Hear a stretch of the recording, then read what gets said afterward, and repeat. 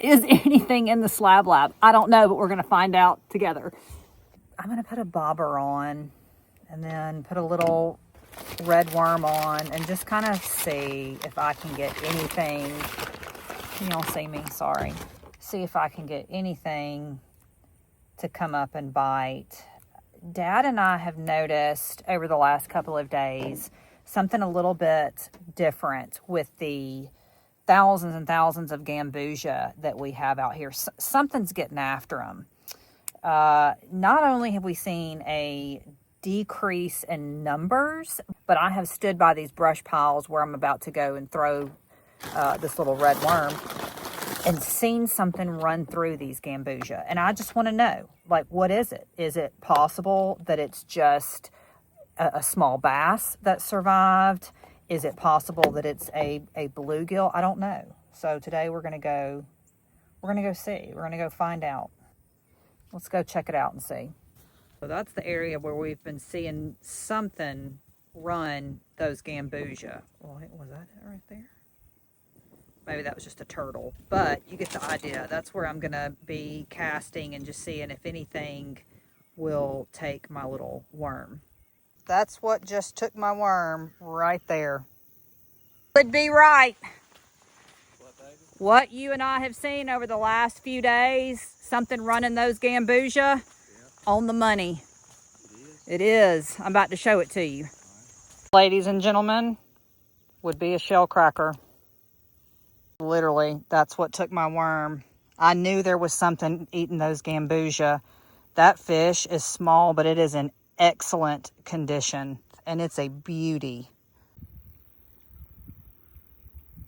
I don't need much in the way of technique at this point because I know I don't have any giant fish out here, but I am hoping to get kind of an idea of really what survived.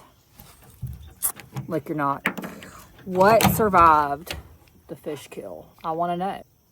And I have spent weeks out here after the fish kill studying the behavior patterns on the Gambusia for a lot of reasons. Number one, I'm curious like that, and I love to understand fish. But also because I figured something survived when, I think it was 2 weeks after the kill, I saw two really small fish hanging out down here by one of the docks, and I thought, you know, I better understand what in my water, how things in my water move, because I be wanting to know. So we're going to put on another just little piece of a small worm and see what happens off this dock down here. We've caught us one little shell cracker now, and honestly, that shell cracker was in real good condition considering.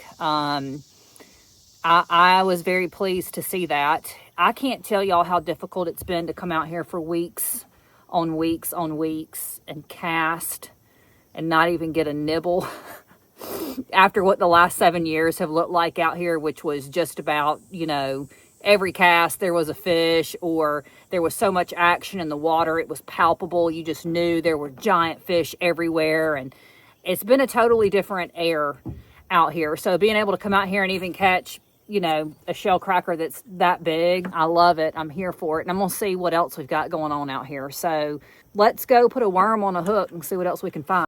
Now, I was sitting on that dock right there.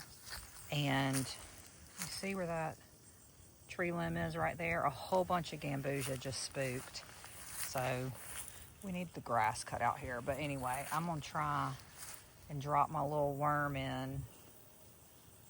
A little bitty worm. I'm going to drop that worm in right there on that and see if I can't catch me one. I cannot tell y'all how excited I am to see a bobber go under out here. Put it there.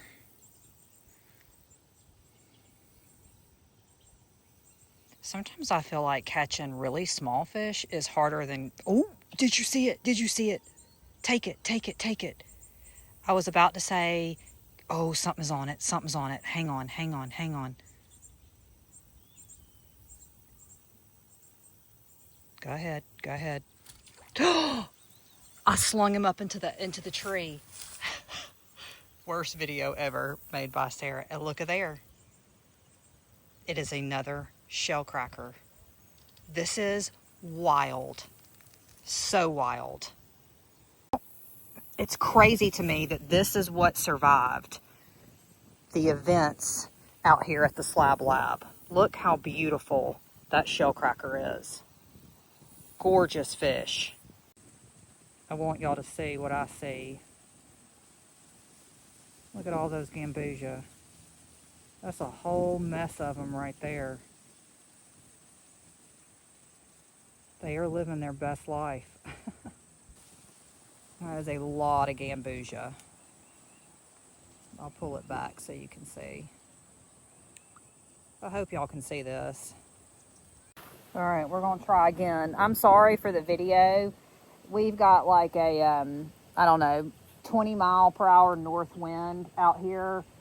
Well, that, and I also forgot my tripod. Pretty cool that I'm catching fish in my pond that died about 2 months ago. So I'm taking this all in and deciding I want to share it because I'm really surprised that it's shellcracker that I'm seeing. I don't know why, but that really surprises me that those fish survived that big fish kill we had. Maybe I should back y'all up some. I can't, is something messing with the bobber? I can't tell. We'll try, maybe that's a better way. I want to see that bobber go down so bad. I really do. I find myself obsessed with watching it. Like I have to watch every little move that bobber makes. I feel like sometimes it's harder to catch small fish, like these juvenile size fish, than it is to catch the bigger ones. It's like you don't know, is it the wind moving the bobber or is it a fish? I don't know. Let me tighten up. Let me tighten up, Chief. Let me tighten up. Very dramatic. Also, I'm really used to having to set the hook on giant bluegill. So these small shellcracker and small fish, I just rip them into tomorrow. I don't know why I do that. Old habits die hard, obviously. I'm out here with a bobber and a red worm trying to catch a fish. Up, up, up, up, up, up. Is he gonna take it? Is he gonna take it? Is he gonna take it? Oh, dadgummit. Listen, according to this video, I've never fished a day in my life. We're gonna do that again. We're gonna recreate that little. How in the world did I miss that fish, y'all? You know, that's okay. Stole my worm. Never been so happy to have my worm stolen ever. This wind is a whipping. In years past, the shellcracker out here were not as easy to catch as the bluegill. So we didn't see them very often. But when we did our shock survey, I actually made a statement when I was on the front of the shock boat and said, this is the most shellcracker I've ever seen shocked up out here at the Slab Lab. That's a giant turtle. Is the big turtle back?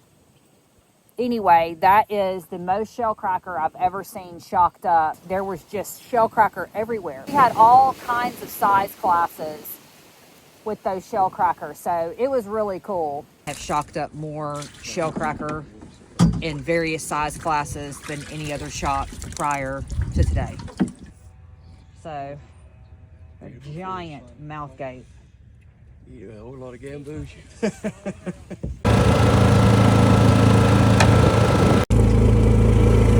Baby shellcracker. If you grow fish, you become emotionally invested. Oh, dadgummit. I found a rock. You end up becoming emotionally invested in what you do with your fish, you know. So it was a real difficult time for me when we lost the Slab Lab. It was also a source of income for me. I did guide trips out here and I monetized some of my content that I was making, and it was a way that I was paying my bills. Matter of fact, the guide trips, what am I on? Oh, well, I just broke off. The guide trips were 2/3 of my income.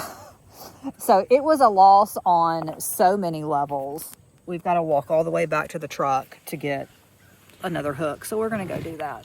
I'm going to take y'all with me.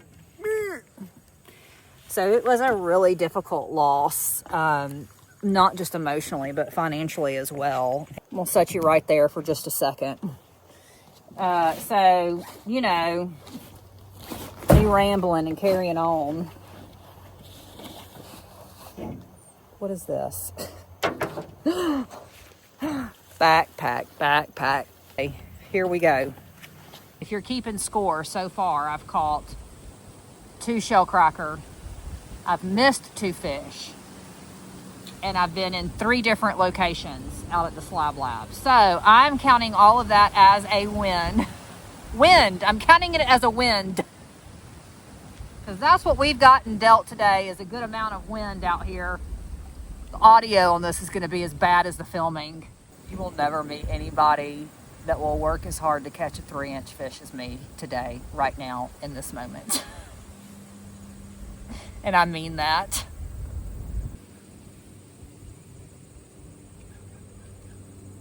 I know I'm sitting like a croissant. What you doing out here today? Are you trying to do some fishing too? Thanks for coming back to see me. I sure do appreciate it. Catch you later. Well, all in all, it's been a great day. I am glad y'all got to meet Miss Monday, the water snake. I'm glad that I caught a couple of fish out here at the Slab Lab. Beautiful little shell crackers. Just filled me with so much hope and excitement for what's to come. So I'm going to wrap this one up today, and I'm actually going to go walk down the side of the Slab Lab and take a look at some of the vegetation that's growing up there. We have not cut the grass out here. We are about 6 to 8 inches below full pool.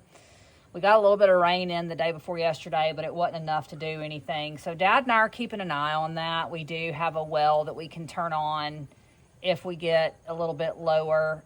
Right now, we're not running it. We're just kind of keeping an eye on things. And I'm going to go check out some of that vegetation that's growing along the shoreline and just get to understand it a little bit better, because there is going to come a time where I'm going to need to put in some native grass and things in a few areas where the pond is old and we've gotten some runoff coming in on these spots, trying to figure out what native grasses would do best to not only help sort of reinforce some of the shoreline, but also can they uptake nutrients and be part of a solution for some of the small spots we've got where runoff is coming in. Accomplished my goals today. Have a good time, catch fish. One of the other goals that I had out here was to work some of the structure, some of the habitat that we have down to see if it was holding small juvenile fish, and it was. That's a huge benefit to me. I love that. That's so cool. Habitat is one of those things that it's always great to know where it is if you put it in, because you can roll up on it and catch fish, but it's really crucial to being able to maintain the overall health of a fishery and growing fish. Different size class fish have different needs, and the general rule of thumb is that you want to have somewhere between 20 and 30% of your pond with beneficial habitat for those fish. So take a look at the post I did on YouTube. It's also up on my Patreon. I will holler at y'all later. Pretty sure I just pinged the side of the dock over there with my bobber. If you liked this video, tell me below. If you didn't, please don't tell me. My little heart cannot take any more. No, but seriously, like, share, comment, and I'll see you on the next one. Thanks. Bye.